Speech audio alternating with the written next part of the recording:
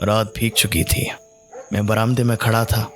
सामने अमीनुद्दौला पार्क नींद में डूबा खड़ा था। सिर्फ एक औरत तकियादार बेंच पर बैठी हुई थी। पार्क के बाहर सड़क के किनारे एक फकीर खड़ा राहगीरों को दुआएं दे रहा था। खुदा और रसूल का वास्ता, राम और भगवान का वास्ता, इस अंधे पर रहम करो। सड़क पर मोटरों और सवारियों का तांता बंद हो चुका था। इक्के दुक्के आदमी नजर आ जाते थे। फकीर की आवाज तो पहले नक्कार खानों की तूती की आवाज थी, अब खुले मैदानों की बुलंद पुकार हो रही थी। एकाएक वो औरत उठी और इधर उधर चौकन्नी आंखों से देखकर फकीर के हाथ में कुछ रख दिया और फिर बहुत धीमे से कुछ कहकर एक तरफ चली गई। फकीर के हाथ में कागज का एक टुकड़ा नजर आया जिसे वो बार बार मल रहा था। क्या उस औरत ने उसे ये कागज दिया था? ये क्या रहस्य है?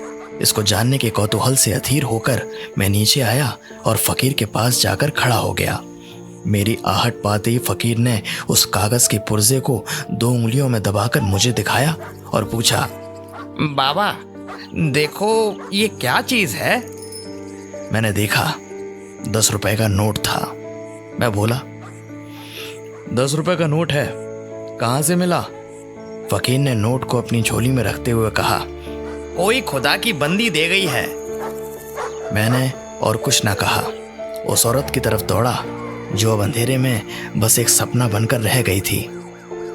वो कई गलियों में होती हुई टूटे फूटे गिरे पड़े मकान के दरवाजे पर रुकी, ताला खोला और अंदर चली गई।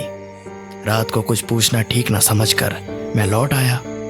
रात भर मेरा जी उस तरफ लगा रहा। एकदम तड़के मैं फिर उस गली में जा पहुंचा। मालूम हुआ वो अनाथ विधवा है। मैंने दरवाजे पर जाकर पुकारा, देवी, मैं तुम्हारे दर्शन करने आया हूं।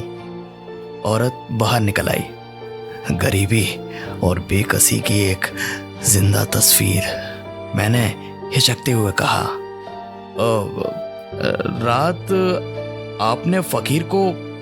देवी ने बात को काटते हुए कहा, अजी वो क्या बात थी?